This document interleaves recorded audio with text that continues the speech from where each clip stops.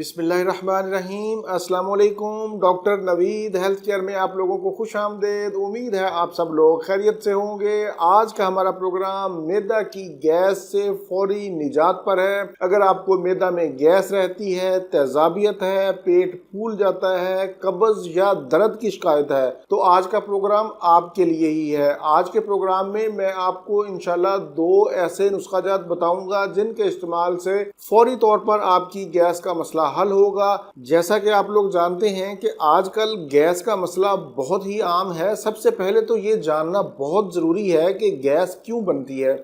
इसकी अहम वजूहात में एक तो हमारा लाइफस्टाइल है, हमारा खाना पीना। जब हम तेज़ी से खाना खाते हैं, अच्छी तरह खाना चबा चबा कर नहीं खाते, मुंह का काम हमारे मैदा को करना पड़ता है, तो फिर मैदा में गैस बनती है, बदहजमी की शिकायत होती है, तेजाबियत होती है, चक्कर आते हैं, खट्टी डकारें आती हैं। इसलिए खाना जब भी खाएं, खाने को अच्छी तरह चबा चबा कर खाएं। दूसरे नंबर पर मैं जिक्र करूंगा सोडा और कोल्ड ड्रिंक्स का। आजकल ये दोनों चीज़ें पानी की तरह इस्तेमाल होती हैं।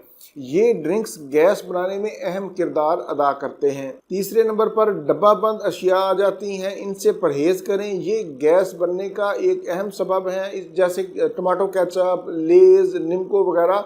इन तमाम अशिया से परहेज करें। चौथे नंबर पर मैं जिक्र करूंगा कि हमारे यहाँ अक्सर ये होता है कि रात का खाना खाने के बाद फ़ौरन हम सो जाते हैं। उसी बेड पर हम खाना खाते हैं और उसी पर सो जाते हैं, जबकि खाना रात के सोने से कम 1.5 घंटा पहले खा लें और खाने के आधा घंटे के बाद 30 मिनट के बाद हल्की फुल्की चहलकदमी ज़रूर करें। इससे इंशाल्लाह आपके पेट में गैस नहीं बनेगी, कब्ज़ का भी खात्मा होगा। इसके अलावा मैदा और बेकरी की अशिया से भी परहेज़ करें। इनके इस्तेमाल से भी गैस बनती है, क्योंकि ये जल्दी हज़म नहीं होती। ये तो थी गैस बनने की अहम वजूहात, लेकिन हमें कैसे पता चलेगा कि हमारे पेट में गैस है या हमारे मैदा में गैस है?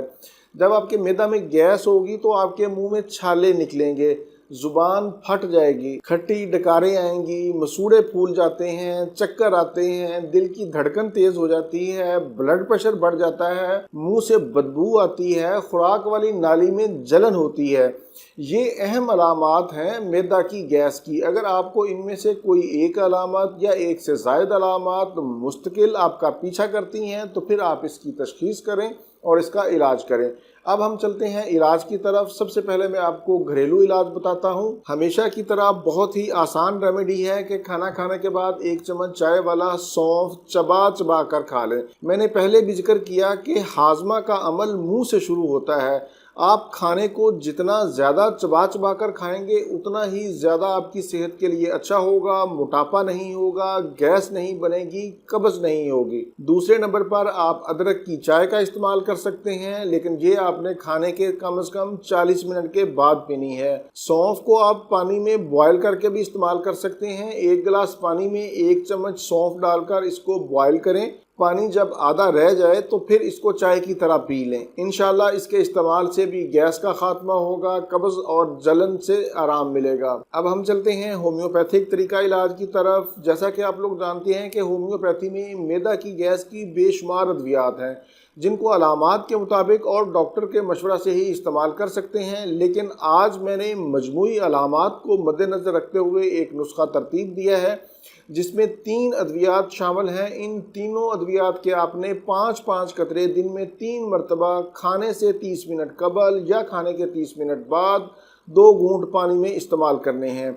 इनमें पहले नंबर पर हमारे पास जो दवाई है वो है नक्स वामिका, दूसरे नंबर पर लाइकोपोडियम, तीसरे नंबर पर चाइना।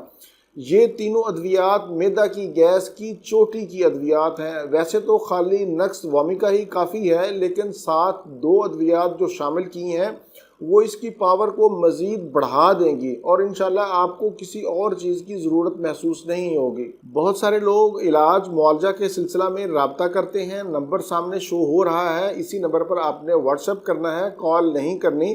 और सुबह 10 से 12 बजे के दरमियान ही आप रब्ता कर सकते हैं। जब आपको टाइम दिया जाए तो फिर आपने कॉल करनी है। इसी के साथ मुझे इजाज़त दीजिए। इसके अलावा भी मेरे 600 के करीब मुख्तलिफ टॉपिक्स पर प्रोग्राम मौजूद हैं। अगर आप कोई भी अपना मतलूबा प्रोग्राम देखना चाहते हैं تو یوٹیوب کے سرچ انجن میں ڈاکٹر نوید ہیلتھ کیئر لکھیں تو میرے تمام پروگرام آ جائیں گے۔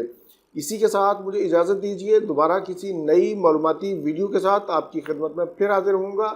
تب تک کے لیے اجازت، اپنے اہل خانہ اور اپنے دوستوں کا بہت زیادہ خیال رکھیں۔ اللہ حافظ، والسلام۔